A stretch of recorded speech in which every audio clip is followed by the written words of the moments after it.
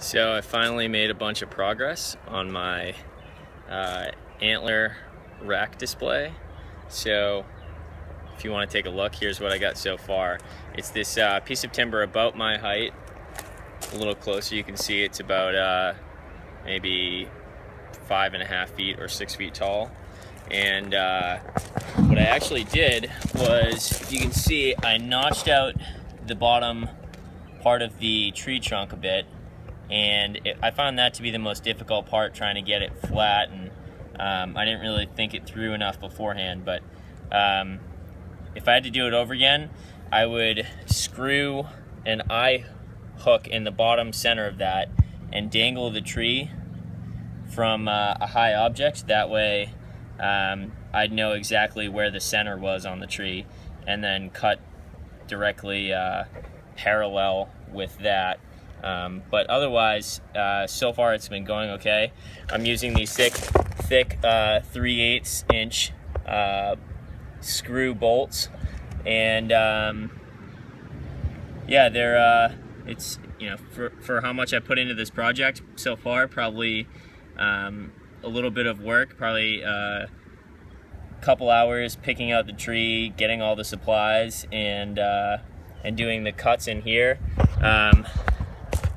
You know, it's probably only cost me $6 in hardware, so most people probably have some of this laying around, but I couldn't find it in my tool stuff. So anyways, I'll keep you updated with what else I put together on this, and hopefully the finished product ends up looking out pretty nice, so we'll see. So here's an update on my antler display. You can see I added a side base to it so that I noticed as the tree, it kind of leans a little bit to the right side over here. So I actually put this against the wall, and saw that it'd be perfect to have this left side over here along the wall, because it's going to tuck close against the wall when it's up displaying. And that way, if I have the base sticking out this way, it's going to support it and prevent anything from falling, as I have you know, a few skulls hanging off in this direction, which is just going to kind of lean it this way. So now it's time for me to put some plywood over the top of the base, and then come up with some ideas for you know, decorating that, as far as if I want to put some sort of scenery, or you know, some grass, rocks, whatnot, leaves, or if I want to just you know, finish it off, leave it maybe either stained or painted, and then you know, put some, you know, actual live plants on it or something like that. But anyways, just next step in the progress. So here's the final product. You can see that I put the plywood cap on the base, and I just hung up one of the European mounts for show, just to illustrate the point. Ideally, I'm going to have a series of these European mounts going all the way down the trunk, probably 4 or 5 European mounts, and they're just going to alternate, probably one on the left, one on the right, one on the left, one on the right, so on and so forth.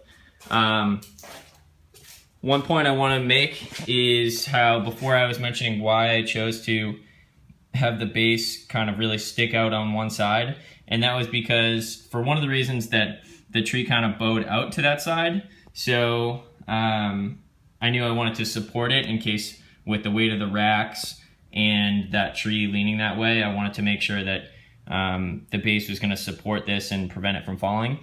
But I also wanted to make it so it could tuck tightly against the wall. So that's why it's against the garage right now, but you can see it tucks pretty close against the wall, so that's going to be really nice to have when it's you know, up on display in the house. And a final point I want to make is that I cut this single piece of plywood just with a jigsaw. So nice tight fit, and it was pretty easy to do that. I had to kind of go back and trim it little by little so that it was a tight fit, but ended up coming out great. I secured this top board with just a couple screws right now, temporarily, so that if I do decide to paint it, I can just unscrew it, paint it separately. That way I don't get paint on the bark. And that's kind of where I'm at right now. I'm going to think a little bit about what I want to do with this bottom piece. If I want to add some sort of scenery, whether that's leaves or rocks or anything like that, or if I want to, just paint it or stain it or do something along those lines. So I'd actually appreciate if you guys have any comments or thoughts, suggestions, what maybe I should give for a try for decorating the base, or if you have anything else, ideas for tricking this thing out. Just one comment actually too on this particular European mount. It's actually, these are some sheds that I found in Massachusetts 2 years back now.